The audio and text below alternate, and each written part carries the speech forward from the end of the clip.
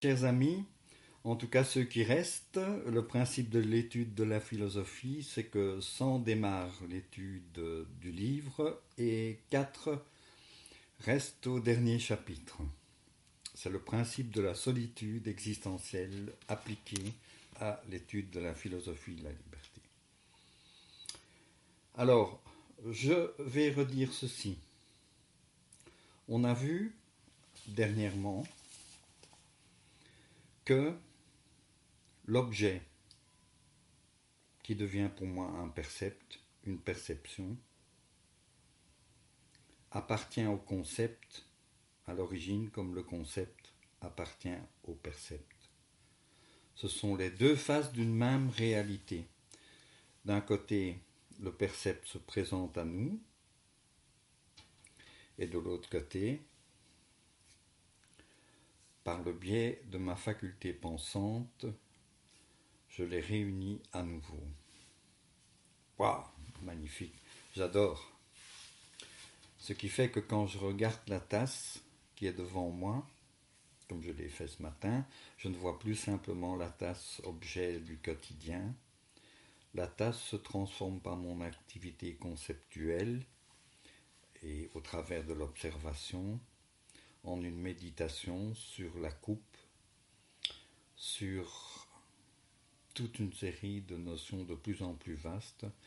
Elle perd sa qualité d'objet simplement quotidien pour devenir un objet d'univers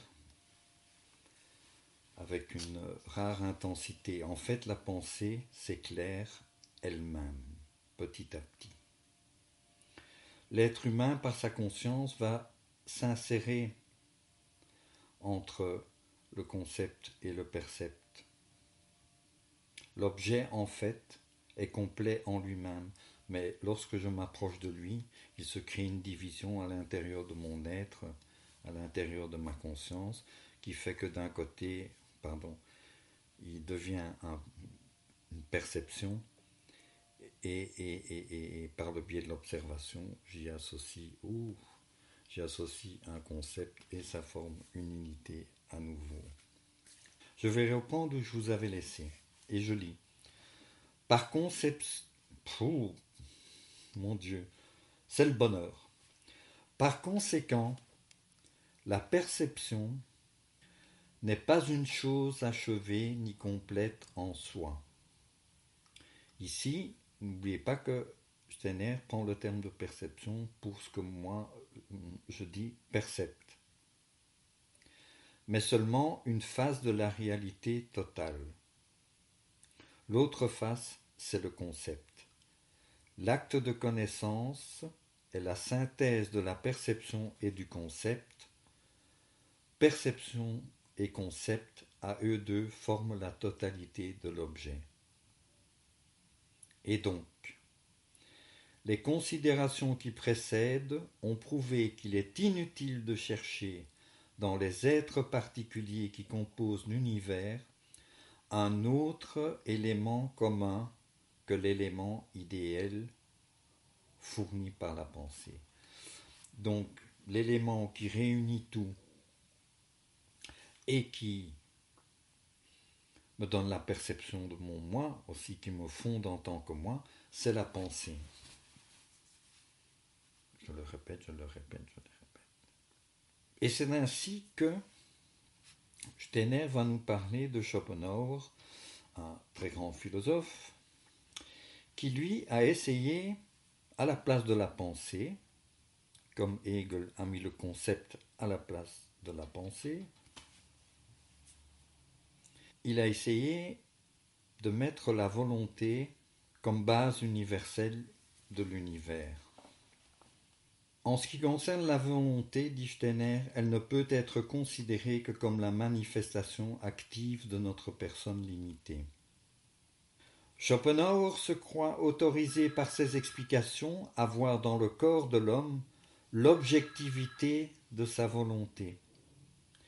Il croit sentir in concreto dans les actions du corps une réalité immédiate, la chose en soi. La chose en soi, on en a parlé au sujet de Kant,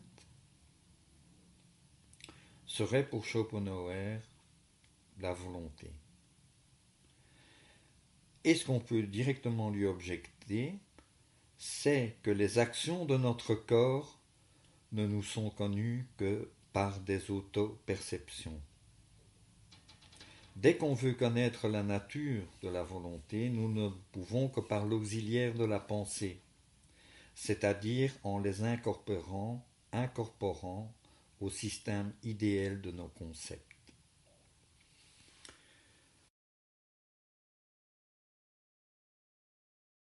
On parle constamment de la pensée et c'est justifié, je suppose que vous vous en êtes rendu compte, de son rôle magistral, central, universel.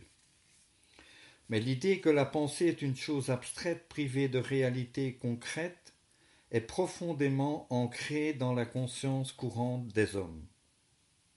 Vraiment, on pense, c'est vraiment très très courant, même chez des gens qui suivent une quête spirituelle. Quand on parle de la pensée, on a vraiment le sentiment que c'est quelque chose qu'on a plaqué sur les choses. C'est parce qu'en fait, on observe tout d'abord dans notre conscience la pensée sous une forme, entre guillemets, morte, finie, achevée.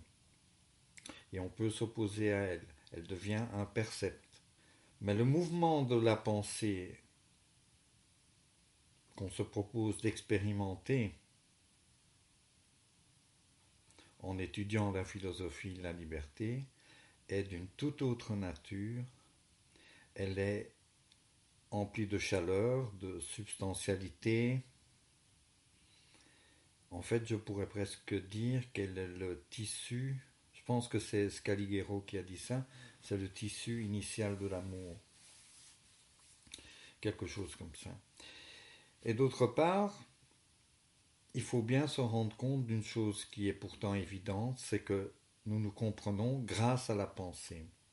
Vous comprenez ce que je vous dis, grâce à la pensée. Même si vous n'êtes pas d'accord avec moi. Les socialistes et les communistes et les écolos se comprennent grâce à la pensée, même si leurs opinions sont différentes. Les opinions sont des affaires individuelles. Le processus de la pensée est entièrement universel. Au sujet du caractère abstrait de la pensée, Steiner dit « Tant que l'on juge de la sorte, c'est qu'on ne s'est pas rendu compte de ce que c'est la perception sans le concept. » Il faudrait essayer d'une fois se rendre compte de ce que c'est le monde si on n'avait pas l'activité conceptuelle de la pensée. Et avec à l'intérieur d'elle l'activité vivante, créatrice et lumineuse de la pensée. Imaginez un monde sans pensée, un agrégat chaotique d'objets isolés, une multitude d'objets égaux en valeur. Aucun de ces objets ne joue un rôle plus considérable que l'autre. Pour savoir si un objet a une importance plus grande qu'un autre, il faut interroger la pensée, etc., etc. Cette activité pensante est donc d'une richesse concrète. Lorsqu'il s'agit de savoir pourquoi l'escargot possède un organisme inférieur à celui du lion, il faut vraiment un contenu concret. La simple vue de ces animaux, la perception de ces animaux, ne me donne aucun élément concret capable d'enseigner quelle est la perfection de leurs organismes. Donc à travers ce simple exemple, on montre déjà que la pensée vient, contrairement à ce qu'on pense généralement, amener des éléments extrêmement concrets.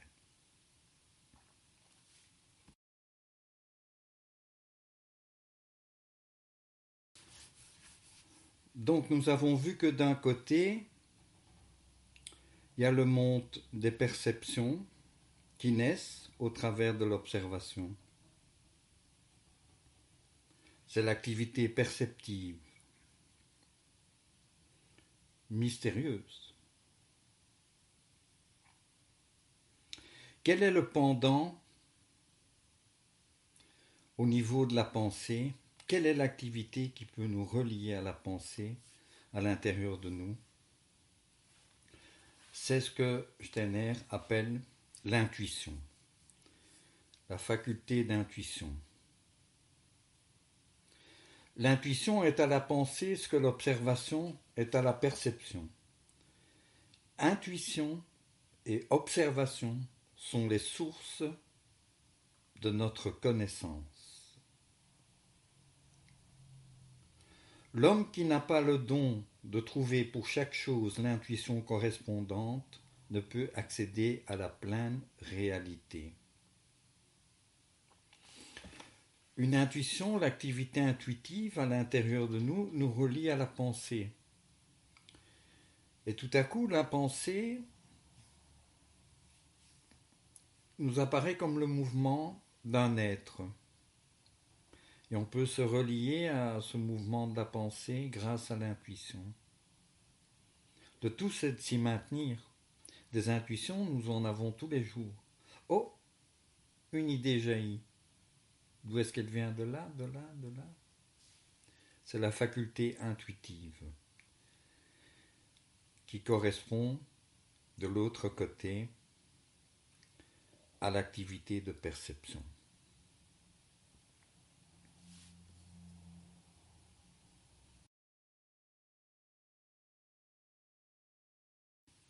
Chers amis, vient ensuite un long passage sur la perception avec de nombreuses idées à explorer. Je vous laisse explorer sous peine d'allonger indéfiniment la durée de ces vidéos que j'espérais déjà pouvoir réduire à 15-20 minutes maximum, mais les choses étant ce qu'elles sont, elles atteignent facilement 35-40 minutes.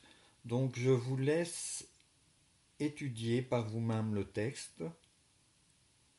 Dites-vous bien que lorsqu'on étudie la philosophie de la liberté, à chaque endroit du livre, de nouvelles questions se posent, de nouvelles interrogations se posent. Laissez-les mûrir, essayez de saisir l'essentiel du mouvement de la pensée. Vous reviendrez plus tard en arrière sur telle ou telle question précise. Est-ce qu'on doit utiliser le terme de perception, etc. Et essayez toujours d'expérimenter à l'intérieur de vous, de prendre conscience à l'intérieur de vous de ce qui se passe. Donc avant de vous présenter un schéma global de ce qu'on a étudié jusqu'à présent, je vais vous parler du concept de représentation.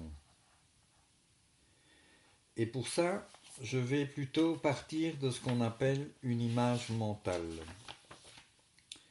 Lorsqu'on observe un objet, il reste toujours à l'intérieur de nous comme une sorte de contre-image que j'ai appelée image mentale. En fait, image mentale est un synonyme de ce que Steiner va appeler représentation. J'aime bien le terme image mentale, en tout cas provisoirement, parce qu'il fait facilement référence à deux sources de l'image mentale. D'un côté, le monde des percepts avec le mot image, et là, nous avons deux types d'images en fait qui se superposent en quelque sorte. C'est l'image perceptive qui est en 3 dimensions et qui est elle aussi éminemment mystérieuse. Et la représentation en elle-même, l'image mentale en elle-même, qui est aussi composée mentale de la faculté d'élaborer des concepts et de les relier à un percept. Donc image mentale est intéressant à mon sens parce que ça montre bien la double origine de la naissance de ces images à l'intérieur de nous. Image mentale, appelée donc par Steiner aussi, et le plus souvent, je pense, représentation. La représentation d'un objet est en fait individuelle. Chacun se représente un objet selon son caractère, sa physiologie. Certains verront d'autres couleurs, certains associeront à un objet des sentiments négatifs ou positifs, etc., selon sa biographie. Donc, ça c'est le côté subjectif de la représentation. De l'autre côté, vous avez le côté qui provient de l'activité conceptuelle. Et on peut donc dire, si vous voulez, que la représentation est un concept individualisé, mais c'est ma représentation. Elle appartient à mon monde intérieur, mais elle provient de deux sources qui convergent. Donc l'homme est une dynamique constante, une tension constante entre une série d'activités qu'on peut appeler, de façon générale, l'acte de connaissance. Nous vivons à l'intérieur de l'acte de connaissance. C'est l'essence même de l'être humain. Qu'il ait fait l'université ou qu'il ne l'ait pas fait, qu'il soit petit ou qu'il soit grand. Donc, représentation.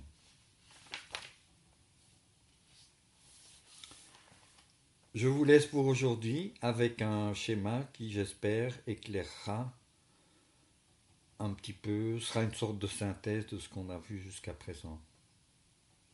On termine le chapitre 5, on fonce vers le chapitre 6, l'individualité humaine.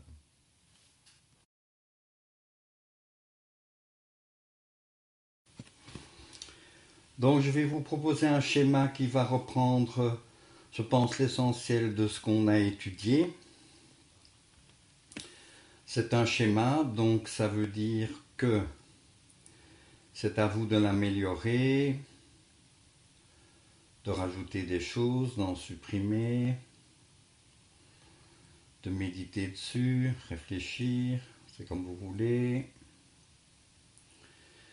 Mais j'espère que ce schéma aidera à synthétiser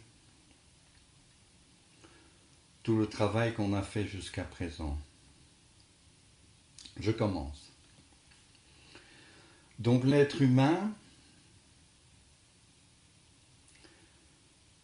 avec sa conscience, s'insère dans le monde et en s'insérant dans le monde, il le divise en deux activités essentielles qui se font face et qui se complètent. D'un côté, nous avons la pensée,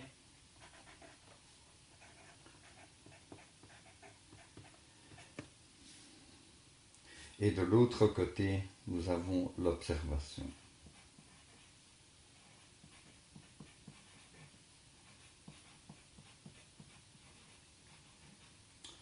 On peut très bien imaginer un être humain, excusez-moi, parfois l'image disparaît et puis revient. Peut-être qu'il y a trop de lumière, je vais essayer de changer ça un petit peu. Voilà, eh bien non. C'est vraiment ultra chiant. Je vais peut-être enlever cette lampe. Voilà, ça va déjà beaucoup mieux.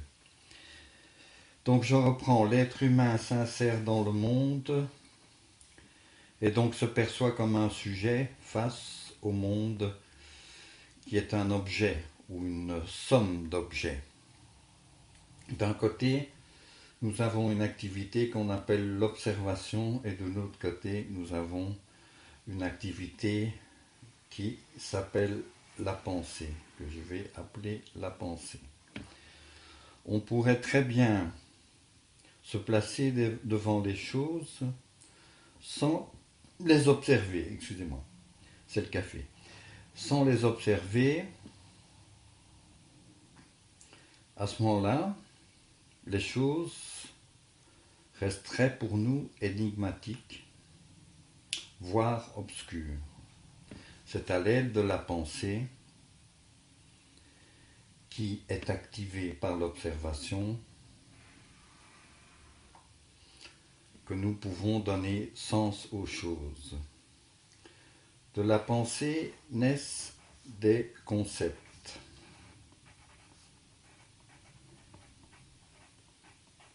concept de lion, table, un sentiment,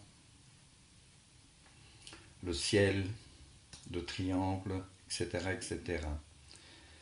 Les concepts donnent naissance à des idées ou s'associent entre elles pour créer des complexes plus vastes, plus saturés de sens que sont les idées. Mais concepts et idées sont de même nature. La pensée donne naissance aux concepts et aux idées, et l'observation nous met en contact, nous met en rapport avec les phénomènes qui sont appelés, qu'on peut appeler aussi percepts, et que Rudolf Steiner, pour des raisons qui ont été expliquées auparavant, appelle lui des perceptions, pour les distinguer des sensations, qui sont en rapport plus avec la physiologie. Bref, l'observation donne naissance aux percepts, la pensée donne naissance aux concepts et aux idées. Ici, comme médiateur, médiatrice entre la pensée et l'observation, je vais placer le mot conscience. C'est elle qui vit dans cette tension constante entre l'observation et la pensée. C'est la conscience. Cette zone-ci, c'est la zone du sujet pensant, le sujet qui pense. Pensant. J'espère que vous savez lire. Je vérifie sur l'écran, ça a l'air d'aller. Le sujet pensant. D'accord ? Donc l'être humain, si vous voulez, est inséré dans cette première dualité de base. Elle est première, c'est vraiment, on ne peut pas en trouver une avant celle-ci. Et l'activité du moi humain, lorsqu'il se trouve face au monde des percepts, des perceptions, c'est un dynamisme qui passe de l'observation, et ces observations deviennent des percepts à l'intérieur de sa conscience,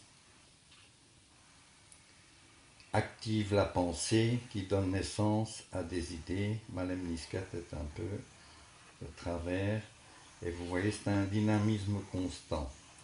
Donc dans notre vie perceptive, notre vie de pensée, il y a un mouvement constant qui se fait dans le sens de cette belle lemniscate. Le point central de la lemniscate, c'est le moi humain. Voilà, vous pourrez refaire chez vous un dessin un peu plus correct. Je vérifie, on peut lire. Alors, du côté de l'observation, vous avez les percepts. Que sont les percepts ? Eh bien, les percepts, on pourrait dire que ce sont tous les objets immédiats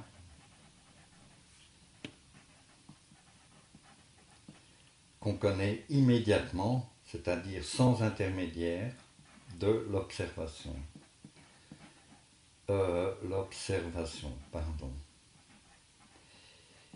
Ça, c'est comme quand on écrit au tableau, on pense à autre chose et on se trompe dans ce qu'on écrit. Ce sont des objets immédiats de l'observation.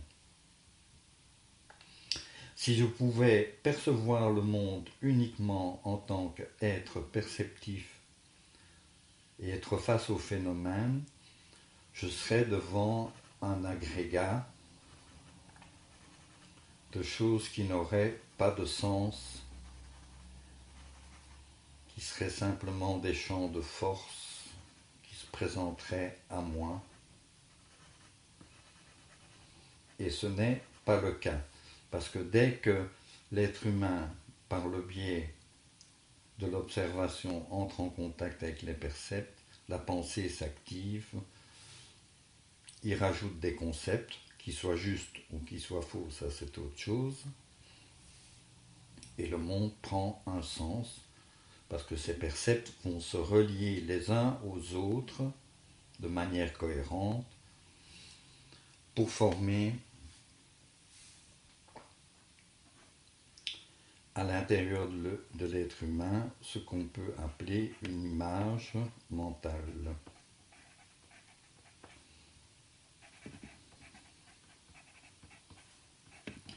Une image qui... Voilà. J'aime bien le terme image mentale, il est souvent utilisé en anglais, mental image, parce qu'il contient deux termes, un terme image qui provient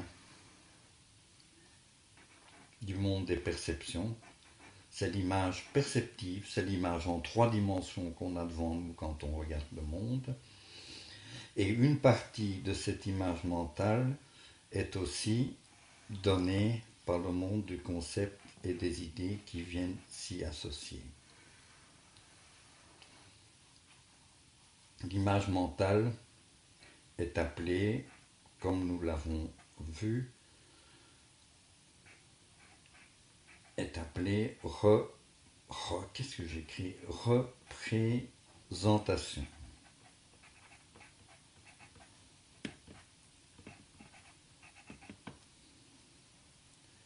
Donc je vais être ça. Mais le terme image mentale permet de voir les deux sources qui lui donnent naissance. La représentation, qu'est-ce que c'est quand on l'étudie d'un peu plus près? C'est quelque chose qui m'est personnel. C'est fait partie de mon monde à moi, mon univers de représentation. On regarde tous la même pomme ou la même table, mais chacun s'en fait une représentation différente. La représentation est un concept individualisé.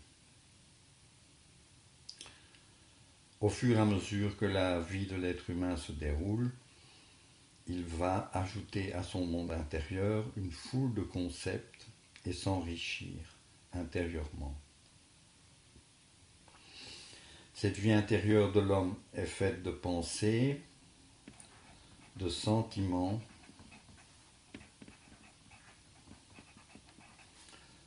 de volonté,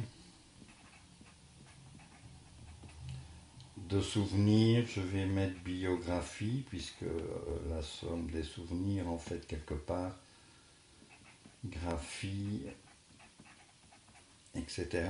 On trouve ici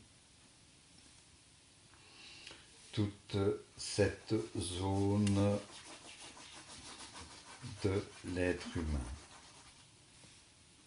Alors, il ne faut pas oublier que la pensée est une activité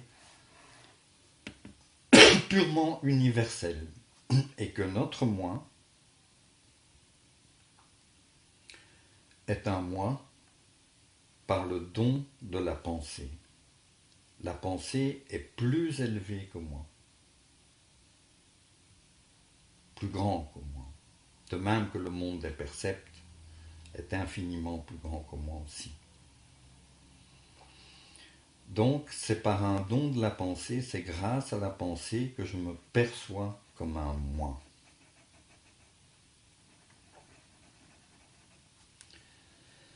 La pensée est universelle, a un caractère universel.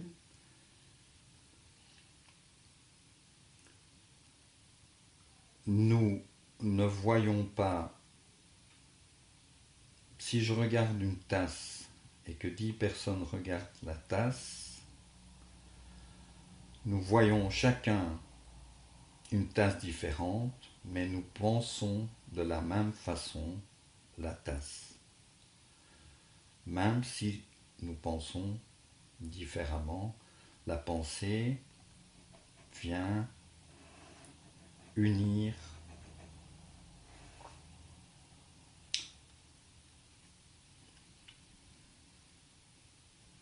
par son caractère universel, relie les concepts et les idées entre elles pour former un tout cohérent.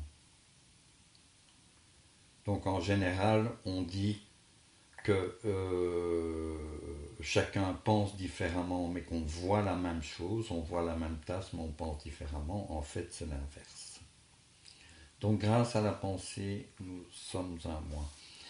Et la pensée étant universelle, elle nous relie à, ici j'ai pas de place sur le dessin, à un autre, nous relie à l'univers de ce côté-là par ce qu'on appelle l'activité intuitive, l'intuition. Waouh, je viens d'avoir une super idée. Et d'où est-ce qu'elle vient ton idée? Bon, je ne saurais pas vraiment dire. Ça vient de là, de là. En fait, elle est dans l'air. C'est l'activité intuitive qui vient vers nous par ce côté-ci. Et de l'autre côté, une autre activité, c'est la perception, l'activité perceptive.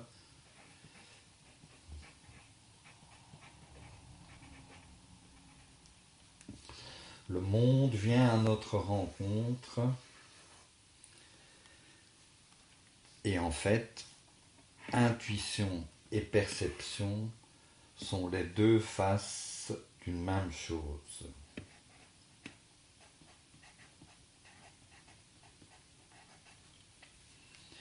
Oh Seigneur, je vais remonter un petit peu. Peut-être que ça ira. Ah, c'est dans l'autre sens. Deux faces d'une même chose. D'une même chose, d'un même univers qui se présente à nous de deux façons différentes. Sous la forme de concepts et d'idées par l'activité intuitive et sous la forme de percepts par l'activité perceptive. Donc d'un côté, les percepts, c'est ce qu'on appelle le donné, c'est ce qui se présente à nous. Et là, on ne peut rien y faire. Une fois que c'est un donné se présente à nous. C'est le côté, je ne vais pas dire inactif, mais enfin je vais le dire quand même. Les choses sont ce qu'elles sont, les objets sont ce qu'ils sont. Ils se présentent à nous comme objet immédiat de l'observation, comme champ de force indéterminé, etc. Par contre, ici, nous avons le non donné. Ça n'est pas donné. Ça dépend de notre activité. On peut très bien rester normalement devant un arbre, le regarder, les regards vides et ne rien en déduire, ne pas se poser de questions et ne pas chercher de réponses. Mais il se fait que l'être humain est ainsi fait que, par sa propre nature, dès qu'il se trouve devant un objet de perception, la pensée s'active au travers de l'observation. Voilà, tout ça est vite dit, mais j'espère que ça vous aidera. Du côté de la pensée, on a distingué, et ça c'est assez important tout de même à signaler parce qu'on oublie, c'est l'intellect qui analyse. On a plus une autre activité beaucoup moins connue, beaucoup moins étudiée à l'école, c'est la raison qui synthétise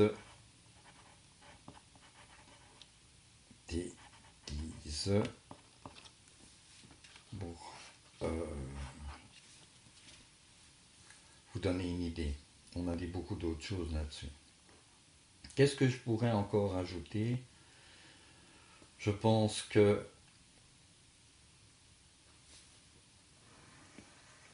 ça c'est important, le moi, qui n'est pas l'activité de la pensée.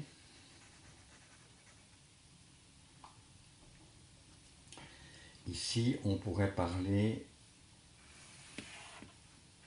de l'acte de connaissance.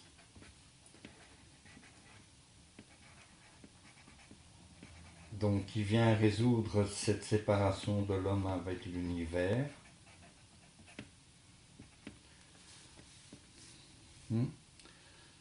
En rétablissant l'unité entre le monde des concepts et des idées et le monde des percepts, par le biais de l'observation. Voilà un schéma que je vous propose, méditez là-dessus, essayez de retrouver dans ce qu'on a étudié un peu plus en détail tout ça. Mais j'espère qu'il vous aura aidé. J'en ferai d'autres. Toujours dans le même état d'esprit, c'est-à-dire que suivez ces vidéos avec le texte devant vous. Tout est dans le texte. N'essayez pas d'apprendre le texte par cœur. Utilisez l'intellect pour diviser le texte des chapitres en plus petites parties qui représentent chaque fois une idée ou une série de concepts. Et essayez de reproduire à l'intérieur de vous le mouvement de la pensée qui est à l'intérieur du livre et de prendre conscience à l'intérieur de votre moi de ce qui se passe. C'est cette activité-là qu'il faut mettre en œuvre lorsqu'on étudie la philosophie de la liberté. Si on l'étudie pour simplement, à partir d'un schéma comme ça, retenir des informations, c'est inutile, vous allez très vite l'oublier et ne plus savoir à quoi ça correspond. Il faut vraiment chaque fois pouvoir reproduire le mouvement de la pensée à l'intérieur de soi. Voilà, alors ça clôt le chapitre 5. Vous êtes quasiment au sommet de la montagne, merci, vous êtes des héros, des chevaliers du Logos. Et nous allons très très bientôt étudier le chapitre suivant qui s'appelle l'individualité humaine. Je vous rappelle que vous pouvez toujours mettre votre vidéo sur pause si vous voulez faire un break dans le déroulement des explications. Allez, bonne chance les amis et à bientôt.